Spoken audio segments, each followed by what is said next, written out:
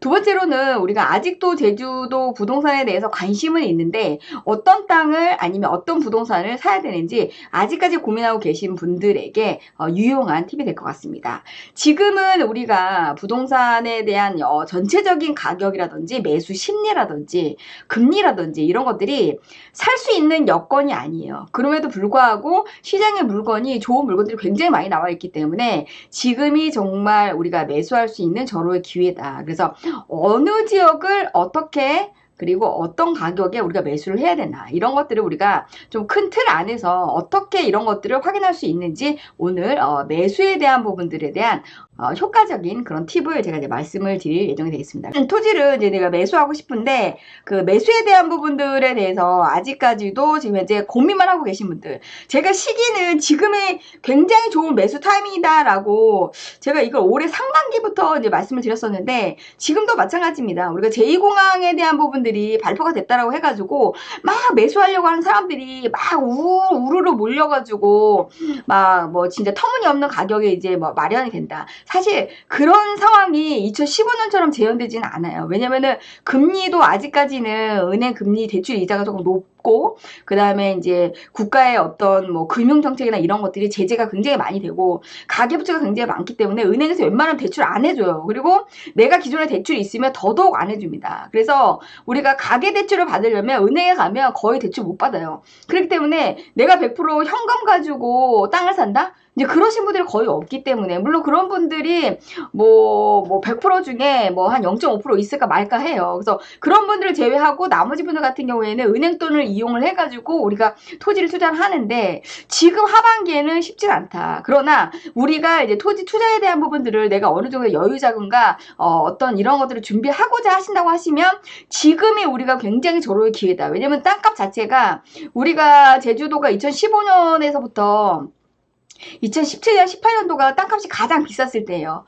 가장 비쌌을 때인데 지금 현재로서는 2020년, 그러니까 가격이 꼬꾸라지는 그 시기에 바닥 시점하고 비슷한 상황인 거거든요. 그래서 지금 땅값이 거의 거품이 없는 그런 상황이다라고 볼 수 있습니다. 그래서 매수하실 분들은 매수를 해야 되는데 도대체 어디에다가 매수를 해야 되느냐 이거에 대한 투자 포인트를 못 찾고 지역도 못 찾는데 제가 큰 테두리를 말씀을 드릴게요. 우리가 아무것도 모르면은 기초적인 부분들을 우리가 이제 하면 되는데 제주도가 이렇게 원형으로 이렇게 되어져 있으면 전체적으로 이게 보시게 되면 도시지역은 뭐예요? 사람들이 인구 밀도가 높은 지역이죠. 뭐 학교라든지 뭐 우리 공공시설이라든지 대중교통이라든지 이런 것들이 굉장히 활발하게 이렇게 안정적으로 되어져 있는 지역이 도시지역입니다. 그래서 제주도가 이렇게 원형으로 보시게 되면은 도시지역으로 이렇게 바닷가를 기점으로 해서 도시지역이 다 이렇게 형성이 되어져 있어요. 도시지역이. 그러면 도시지역이 아니면서도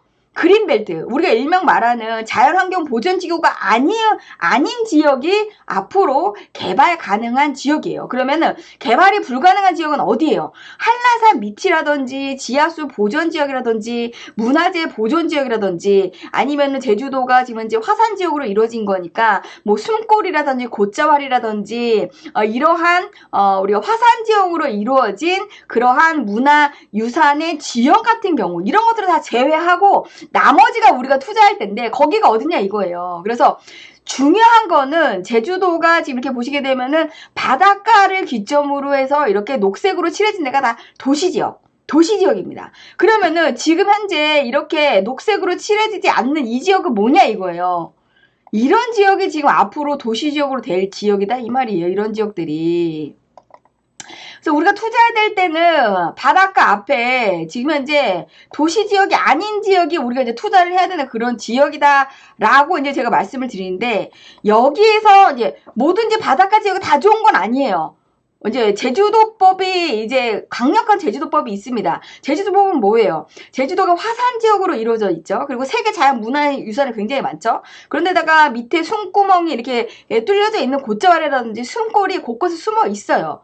그리고 지하수 보존 지역입니다. 이런 지역이 어디냐 이 말이죠. 이런 지역을 한번 보도록 하겠습니다. 첫 번째로는 무조건 바닷가 인근 지역이 지금 현재 모든 제주도 전 지역이 바닷가를 중심으로 해서 도시가 형성되고 있다. 그래서 지금 우리가 도시 지역으로 편입되지 않는 지역, 이 지역이 우리가 투자가 유망한 지역이고, 두 번째로는 이 지역 안에서 문화재라든지 아니면 지질이라든지 뭐 이런 것들에 대한 행위 제한이 없는 지역. 그럼 행위 제한이 있는 지역이 어디냐? 그러면 여기 보면 나와 있습니다. 농사짓는 농림지역 빼고요. 그 다음에 자연환경 보전지역이면은 자연환경 보전지역이라고 하는 지역 자체가 한라산이라든지 아니면 세계자연문화유산이라든지 이런 데는 우리가 절대적으로 개발할 수 없습니다. 그래서 이렇게 자연환경 보존지구 이렇게 나오죠. 한라산이라든지 뭐 마라더 해양공원, 뭐 우도라든지 뭐 이런 데는 개발이 안 돼요. 그리고 지금 이렇게 깜빡깜빡하니까 이렇게 깜빡깜빡 하는 데가 어디예요? 다 이게 이제 뭐 오름들이고 이게 동굴이고 막 그렇습니다. 그런데다가 제주도가 가장 중요한 게 뭐예요? 물이라고 말씀드렸죠. 지하수. 지하수를 더럽힐 수 있는 그리고 지하수를 보존해야 되는 지역을 특별히 관리하고 있는 조례가 만들어져 있습니다. 그래서 지하수 자원 특별관리구역은 절대적으로 우리가 우리가 여기다가 투자를 절대 하면 안 돼요. 보시게 되면 어디가 되냐면은 바닷가 지역 나왔습니다. 바닷가 지역 지금 현재 지하수자원 특별관리구역 나왔죠. 한라산 바로 밑에 있는 지역 중에 지하수자원 특별관리구역 같은 경우에는 바로 이 지역이 되겠습니다. 우리가 읍면동 경계를 쳐가지고 한번 이렇게 보게 되면은 어느 지역이 있냐면은 바로 이 지역이죠. 이게 대정이잖아요. 대정. 예, 대정하고 지금 현재 이쪽 지역 같은 경우에는 지하수 보존 관리 지역이에요. 한라산 밑은 우리가 그렇다고 치지만 이쪽에 지금 현재 바닷가 앞 같은 경우에는 지하수자원 특별관리구역으로 우리가 되어져 있어가지고 바닷가 앞이라고 하더라도 우리가 지하수법에 대해서 굉장히 행위제는 우리가 받을 수밖에 없다. 그러면 바닷가 앞인데 우리가 투자가 가능한 지역들 바로바로 이렇게 나오잖아요. 뭐 이런 지역들 우리가 투자가 유망한 그런 지역이다. 왜냐면 이런 지역은 언젠간 도시지역으로 변경될 수밖에 없어요. 이런 지역 자체가. 여기 지금 남아져 있는 요런 지역들, 그리고 바로 여기 어디냐, 구자 쪽, 또 여기 있죠. 여기 성산읍, 이 지역이 굉장히 넓습니다. 그래서 바닷가 라인으로 우리가 지금 현재 행위 제한에 대한 것들이 거의 없는 지역이 성산읍 제2공항이 수용되는 예정지가 되겠습니다.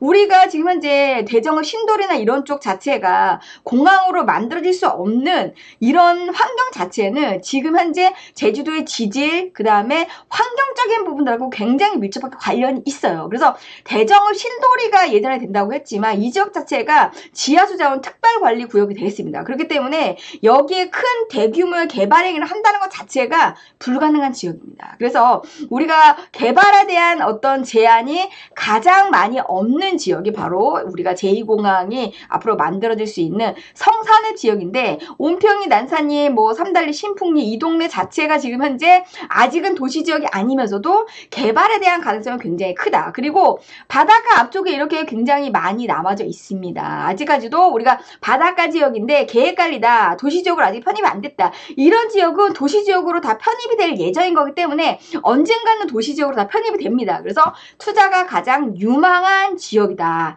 라고 보시면 될 것 같고요. 그리고 이제 문화재나 이런 것들이 많이 없어야 되겠죠. 그래서 문화재를 우리가 이제 문화재법을 이렇게 보게 되면은 문화재가 없는 데가 없어요. 그래서 이런 지역들 빼고 이제 우리가 하는데, 여기 보시게 되면은 우리가 여기 이제 김영에도 이제 만장굴이 이렇게 길게 뻗어져 있습니다. 그래서 이 지역 빼고 나머지 지역들이 도시 지역이 아닌 지금 현재 계획관리, 생산관리 지역인 거기 때문에 이 지역들이 우리가 투자가 굉장히 유망한 지역들이다라고 하는 거. 그리고 녹색으로 된 지역 같은 경우에 이미 도시 지역으로 편입했기 때문에 땅값이 이미 비싸요. 그래서 자연녹지 중에서 땅값이 조금 저렴하거나 정말 급매로 나온 이런 땅들은 정말 투자 가치가 있는 그런 땅이다라고 보시면 될 것 같고요.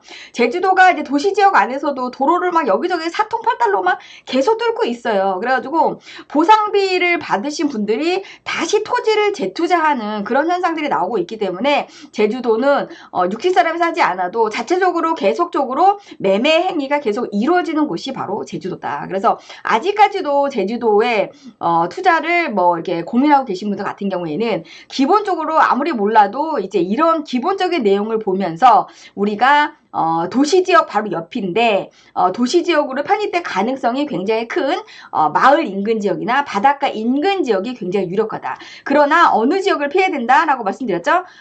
우리가 이제 문화, 역사, 문화재를 다 이제 빼버리고 제일 중요한 건 제주도는 지하수법이에요. 지하수법. 그래서 지하수에 걸린다라고 했을 때 굉장히 행위 제한이 많이 되기 때문에 특히나 지하수법이 어떻게 됐죠? 신도리, 영랑리 이런 쪽에 지금 지하수법에 많이 걸려져 있기 때문에 땅이 싸더라도 우리가 건축하는 데 있어서 땅을 이렇게 물을 흐르게 만드는 이런 건축 행위에 대한 것들이 행위 제한이 많이 되기 때문에 조금 우리가 건축하면서 속 시끄러운 일들이 많이 일어날 수 있기 때문에 이런 지역보다는 우리가 개발에 대해서 문제가 없는 그런 바닷가 라인직 이런 지역 동쪽 위주로 우리가 살펴보면 좋을 것 같다라고 하는 거 말씀드리도록 하겠습니다. 혹시 이러한 내용을 좀 비공식적으로 토지에 대한 여러 가지 다양한 부분들에 대해서 궁금한 점이 있다라고 생각하시는 분들은 카카오톡 채널 카카오톡은 모두 다 사용하시는 걸로 알고 있기 때문에 카카오톡에 들어가셔가지고 제주 알마켓을 이렇게 치시게 되면 채널 추가라고 하는 버튼을 눌러서